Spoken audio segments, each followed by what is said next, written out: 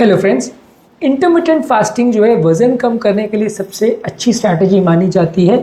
इसमें बहुत सारे फ़ायदे हैं, इस पर ऑलरेडी हमने एक दो वीडियोस किए हैं, लेकिन आज एक और वीडियो हम इस पर करेंगे जिसमें पिछले टॉपिक्स में जो हमने पॉइंट्स नहीं डिस्कस किए थे वो डिस्कस करेंगे कि बाकी स्ट्रैटेजीज़ जो वज़न कम करने की है उसके कंपैरिजन में इंटरमिटेंट फास्टिंग में और क्या एडवांटेजेस हैं और क्या फ़ायदे हैं जो इसको बाकी स्ट्रैटेजी से ज़्यादा सक्सेसफुल, ज़्यादा वाइब्रेंट और ज़्यादा अच्छा बनाती है, ज़्यादा यूजेबल स्ट्रैटेजी बनाती है। इन पॉइंट्स को आज डिस्कस करेंगे। टॉपिक पर जाने से पहले जो लोग हमारे चैनल पर नए हैं उन्हें रिक्वेस्ट करूँगा कि चैनल को सब्सक्राइब करें, वीडियोस को लाइक करें, फॉलो करें, कमेंट करें, शेयर भी करें और सोशल मीडिया पर। यूजली इंटरमिटेंट फास्टिंग में एक बहुत अच्छा एडवांटेज ये है कि आप उसको एक्सटेंड या बढ़ा सकते हो। अब मान लीजिए आप कीटो डाइट पे हो तो ऑलरेडी आप कीटो डाइट पे वो सक्सेसफुल नहीं हो रहे तो और कितना कीटो करोगे। अगर आप वेगन डाइट पे हो, ऑलरेडी वेगन हो, और कितना वेगन उसको बन जाओगे। वेजिटेरियन पे हो, ऑलरेडी वेजिटेरियन हो, उसमें सुपर वेजिटेरियन तो कुछ होता नहीं है। तो इसलिए ये सारी डाइट्स में थोड़ा सा लिमिटेशन होता है कि आप उसमें और एक्सटेंड नहीं कर सकते। कैलोरी रेस्ट्रिक्शन में भी यही है कि आप बहुत ज़्यादा रेस्ट्रिक्शन नहीं कर सकते क्योंकि बॉडी अपनी मेटाबॉलिज्म घटाते चली जाती है और आपको भूख लगना बढ़ते चली जाती है। तो इसीलिए ये डाइट में सबसे एडवांटेज ये है कि आप टाइम बढ़ाते जा सकते हो। 12 घंटे वाला वर्क नहीं हो रहा है 12 घंटे फास्टिंग से तो 13 घंटे, 14 घंटे, 16 घंटे पे आ जाइए। वो वर्क नहीं हो रहा है तो 20 घंटे पे आ जाइए। फिर नहीं हो रहा है तो 24 घंटे पे आ जाइए। फिर नहीं हो रहा है तो 2 दिन, 3 दिन, 4 दिन का भी फास्टिंग कर सकते हैं। तो इंटरमिटेंट फास्टिंग में एक एक्सटेंड करने की विंडो काफ़ी है। आप टाइम बढ़ाते जाओ और आपकी फास्टिंग बढ़ते चली जाएगी, आपका बॉडी में कीटोसिस बढ़ते जाएगा और ये बाकी स्ट्रैटेजीज़ के कंपैरिजन में इसको बढ़ाना ज़्यादा ईजी है। बाकी सब स्ट्रैटेजी में कंपैरेटिवली आपको कैसे एडजस्ट करना है, अगर ऑलरेडी आप फुल कीटो पे हो या ऑलरेडी आप फुल वेगन या वेजिटेरियन या कैलोरी रेस्ट्रिक्टेड डाइट पर हो तो उसको और रेस्ट्रिक्ट कर पाना थोड़ा मुश्किल पड़ता है। इसमें कंपैरेटिवली टाइम को बढ़ाते जाना बहुत ईजी पड़ता है लोगों को बढ़ाना। इसके अलावा इसमें एडवांटेज ये है कि आपका वेट लॉस आपके कंट्रोल में होता है। आप ज़्यादातर एक बार वेट रिड्यूस होने लग गया तो आप डिसाइड कर सकते हो कि मेरे को कितना कम करना है, कितना ज़्यादा करना है। एक बार आपने भी अचीव कर लिया कि मेरे को इतना किलो पे आना है, एक बार आप आ गए, फिर आप फास्टिंग कंटिन्यू करना चाहे नहीं करना चाहे, 16 घंटे के बदले 12 घंटे करना चाहें या अपने कैलोरी इंटेक को थोड़ा बढ़ाना चाहें, थोड़ा प्रोटीन इंटेक को बढ़ाना चाहें, तो वो सारी चीज़ें आप एडजस्ट इसमें आराम से कर सकते हो। कितना वज़न आप मेंटेन करना चाहते हो उसके हिसाब से आप अपनी डाइटिंग स्ट्रैटेजी को फ्लेक्सिबली एडजस्ट कर सकते हो। उसमें बहुत ज़्यादा ऐसा नहीं है कि कीटो डाइट वाले को क्या है कि एक बार कीटो में चले गए फिर वापस कीटो करे कि नहीं करे, पार्शियल कीटो करने गए तो फैट ज़्यादा हो गया, वापस कीटोसिस नहीं हो पाई, तो वो सारा कन्फ्यूजन नहीं होता। इसमें आप अपनी कैलोरी इंटेक को एडजस्ट कर सकते हो। जब आपको वज़न कम करना है तो करिए, नहीं करना है तो उसको बैलेंस और मेंटेन आप आराम से कर सकते हैं। इसके अलावा फूड चॉइस के मामले में कंपैरेटिवली काफ़ी लिबरल रहता है तो इसलिए आपको उतना ज़्यादा स्ट्रिक्टनेस नहीं झेलना पड़ता है। ड्रॉप आउट के चांसेस इसमें कंपैरेटिवली कम है। बाकी स्टडीज से यही शो किया है, इसमें ड्रॉप आउट के चांसेस कम है। इसके अलावा क्योंकि इंटरमिटेंट फास्टिंग आप डायबिटिक पेशेंट में कराते हो तो इंसुलिन रेजिस्टेंस बहुत जल्दी कम हो जाता है। काफ़ी केसेस में ऐसा देखा गया है कि डायबिटीज़ पूरी रिवर्स हो जाती है जिसकी वजह से बॉडी में इंसुलिन गिरने लगता है। काफ़ी स्टडीज़ ने ये शो किया है कि जितना ज़्यादा शरीर में इंसुलिन होगा उतना वज़न बढ़ेगा क्योंकि इंसुलिन हमारे फैट को बढ़ाता है और फैट को गलने नहीं देता। तो जब डायबिटिक वाले पेशेंट को ऊपर से इंसुलिन दिया जाता है तो वज़न उसका बढ़ता चला जाता है।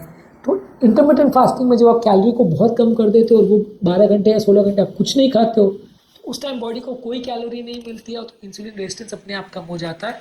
आपका बॉडी उस समय डायबिटीज़ को रिवर्स करने लगता है तो वज़न अपने आप आपका कम होने लगता है। इसके अलावा इंटरमिटेंट फास्टिंग स्ट्रैटेजी में आपको कोई कीटो फ्लू का सामना नहीं करना पड़ता। जब आप नॉर्मली कीटो डाइट में जाते हो तो 5-7 दिन के अंदर आपको बुखार वगैरह हो जाता है, बहुत ज़्यादा कमज़ोरी लगती है, सर दर्द होता है, उल्टी वगैरह होने लगती है, जिसे कीटो फ्लू बोलते हैं। ये झेलने में कई लोग को बुरा लगता है और फिर वो लोग बंद भी कर देते हैं। तो कीटो फ्लू का सामना आपको इंटरमिटेंट फास्टिंग में कंपैरेटिवली नहीं करना पड़ेगा।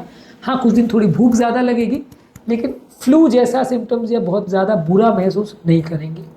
इसके अलावा इंटरमिटेंट फास्टिंग आपको मेटाबॉलिक स्विचिंग का एडवांटेज देता है जो कि कैलोरी रिस्ट्रिक्टेड डाइट में नहीं होता। कैलोरी रिस्ट्रिक्टेड में आपको खाना तो ग्लूकोज ही है लेकिन बॉडी इतना जल्दी फैट को यूज़ करना नहीं शुरू कर पाती। उसके बदले आपको बॉडी जो है हंगर सिस्टम को एक्टिवेट करके भूख ज़्यादा लगवाती रहती है तो आप भूखे रहते हो, दिन भर कमज़ोर फील करते हो। जबकि कीटो डाइट और इंटरमिटेंट फास्टिंग में बॉडी क्या है, फैट मेटाबॉलिज्म चालू कर देती है तो बहुत जल्दी ग्लूकोज और फैट में ऑल्टरनेट कर सकती है इंटरमिटेंट फास्टिंग में। कीटो डाइट में तो सिर्फ फैट को ही जलाना है। तो ये मेटाबॉलिक स्विचिंग जो है ये कैलोरी बेस्ड डाइटिंग में नहीं हो पाता तो इसलिए कैलोरी बेस्ड डाइटिंग वाले इसलिए सक्सेसफुल नहीं हो पाते। उनको ग्लूकोज को यूज़ करने की बॉडी को आदत है और सडनली अगर आप बॉडी को बोलोगे कि अभी फ़ैट यूज़ करना है तो उसको एडजस्ट करना मुश्किल पड़ता है। और बॉडी क्योंकि फ़ैट को यूज़ करना नहीं चाहती है, नेचुरली उसको बचा के रखना चाहती है, इसलिए काफ़ी चांस ऐसा होता है कि बॉडी उसमें रिवोल्ट कर जाती है, आपको भूख लगती रहती, कमज़ोरी लगती रहती, बॉडी ठंडी पड़ जाती है, लेकिन आप मैनेज नहीं कर पाते, वज़न कम नहीं होता। इसीलिए मेटाबॉलिक स्विचिंग जो है वो इंटरमिटेंट फास्टिंग में और कीटो डाइट में ज़्यादा अच्छा होता है। इसके अलावा कीटो डाइट और इंटरमिटेंट फास्टिंग दोनों में ही आपका मेंटल कॉन्सेंट्रेशन लेवल अच्छा मेंटेन रहता है। बाकी तरह के डाइटिंग में या कैलोरी बेस्ड डाइटिंग में आपको प्रॉब्लम ये रहती है कि आपको जब भूख लगती है या जब आपको बहुत ज़्यादा बेचैनी रहती है तो उस समय आपका मन बहुत शिथिल हो जाता है, आप काम नहीं कर पाते हो, कॉन्सेंट्रेट नहीं कर पाते हो। जबकि कीटोन डाइट और इंटरमिटेंट फास्टिंग में ब्रेन कीटोन बॉडीज़ को यूज़ करता है तो कॉन्सेंट्रेशन लेवल आपका नहीं जाता, आप सब काम कर सकते हो, ज़्यादा एनर्जी के साथ, ज़्यादा शार्पनेस के साथ कर सकते हो और इस दौरान आपका बिल्कुल भी कॉन्सेंट्रेशन लेवल का प्रॉब्लम नहीं आएगा, तो आप काम करने में या वर्क परफॉर्मेंस में कोई दिक्कत नहीं आएगी। अगला एडवांटेज इंटरमिटेंट फास्टिंग का है, जो कि कीटो डाइट से भी ज़्यादा अच्छा है, कि इसमें कॉस्ट बिल्कुल नहीं लगता। अब कीटो डाइट में तो आपको स्पेसिफिकली वो ट्राइग्लिसराइड्स और वो सारी चीज़ें खरीदनी पड़ेंगी जो कि काफ़ी कॉस्टली भी आती हैं ताकि आप कीटो मेंटेन कर सको।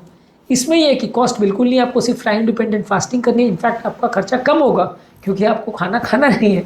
खाना अगर आप कम खाओगे तो खाना पकाने का और खाना के पीछे जो परचेज़ करने का कॉस्ट है वो उल्टा कम होगा। इसमें कोई आपको काढ़ा या जूस या ऐसा कोई तरीका तो हम दे नहीं रहे, तो इसमें आपको कंपेरेटिवली कॉस्ट भी कम करने का फ़ायदा मिलता है। तो ओवरऑल ये आपके पर्स पर भी स्ट्रेन नहीं करता, क्योंकि बाकी किसी भी तरह का सप्लीमेंट या डाइट या जिम आप करते हो तो आपके मंथली बजट को गड़बड़ा देते, तो लोगों को लगता है कि यार डाइटिंग वाइटिंग तो अमीरों के बस की बात है, आप कर ही नहीं सकते। इसमें तो बिल्कुल फ्री है, आपको एक पैसा भी खर्चा नहीं करना, उल्टा खाने का खर्चा बच रहा है तो ज़्यादा अच्छा है, आपके बजट के लिए ज़्यादा फ्रेंडली है। और लास्ट इसका एडवांटेज ये है कि ये बहुत ईजी है समझना और समझाना। यदि कीटो डाइट मुझे अपने को पेशेंट को समझाना पड़ता है तो बहुत सारी चीज़ें लगती है, एक एक चीज़ को समझाने में आधा से 1 घंटा लगता है, जबकि इंटरमिटेंट फास्टिंग समझाने में पेशेंट को 1-2 मिनट ही लगता है। और बाकी अगर उसको हमने 2-4 वीडियोस दे दिए या 2-4 उसको डिस्क्रिप्शन या डिटेल्स दे दिए, पैम्फलेट दे दिया, क्या खाना है क्या नहीं करना है, टिप्स के बारे में बता दिया, तो ज़्यादातर पेशेंट समझ जाते हैं।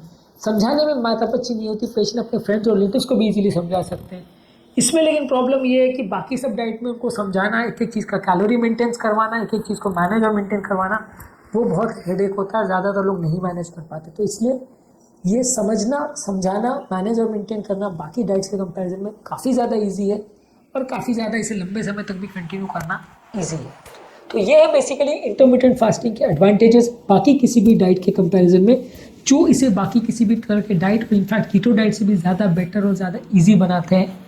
उम्मीद करूँगा कि आज के टॉपिक में कुछ नई बातें जानने को मिली होगी। जो लोग हमारे चैनल पर नए हैं उन्हें रिक्वेस्ट करूँगा कि चैनल को सब्सक्राइब करें, वीडियोस को लाइक करें, फॉलो करें, कमेंट करें और शेयर भी करें। Thank you.